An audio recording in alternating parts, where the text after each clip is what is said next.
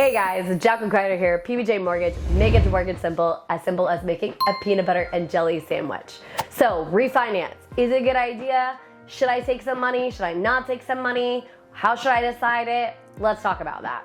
So I get asked a lot by people, they're like, man, I've got this amazing interest rate on my first mortgage, but I have a lot of debt, or I have a big, huge home construction project I want to work on, etc. Should I go ahead and take money out of my house? Yes or no? So that's a really good question. And honestly, as you have found with a lot of my other videos, my answer is going to be that it truly does depend, and it does. But one of the better ways to determine this is going to be a few things. So the first thing you need to take into consideration is how much equity do you truly have in your home, right? So you figure out how much equity you have by figuring out roughly what your house is worth, and then taking that amount and subtracting the amount that you currently owe on any existing mortgage loans, all right? So when you take that amount, that's gonna tell you how much equity there is. Now, understand that you typically cannot use every single bit of the equity that you've got. Most of the time, you're going to be capped at about 80%, okay? So what does that mean? It means that what the house is actually valued at, right? If you take 80% of that amount, that is going to be the max loan amount. And that's for any loans existing on the property, okay? So step one is, how much equity do you have? If you don't have a whole lot of equity in your home, and you have a pretty low interest rate on the first mortgage, it may not behoove you to take any of that out, because the delta between what the interest rate is currently on your primary mortgage and then what you would take your interest rate to might change too much to really make it worth your time.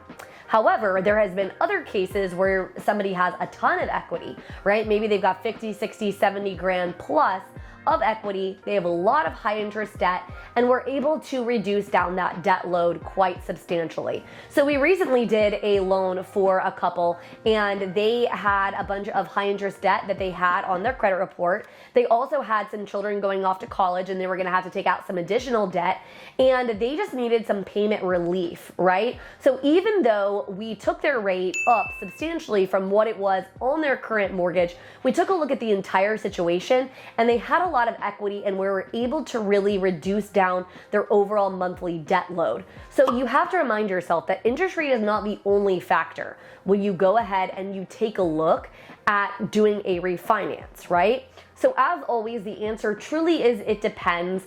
And it depends, like I said, a lot on what your current interest rate is, how much debt, if any, you have, right? And what kind of rates that debt is at, how much equity you have in your home that you'll actually be able to utilize, and then what the overall picture is gonna look like, right? So maybe you really, really need the monthly savings, right? Maybe you need the $400 or $500 a month in savings that you can get with a refinance.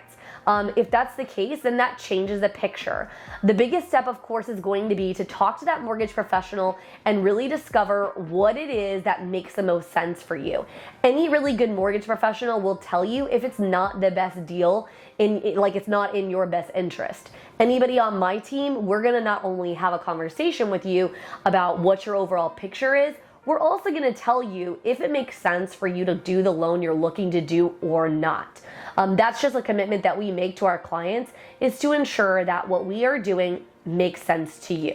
Hope this information was helpful. If you found it helpful, go ahead and hit the like button and let us know what you liked.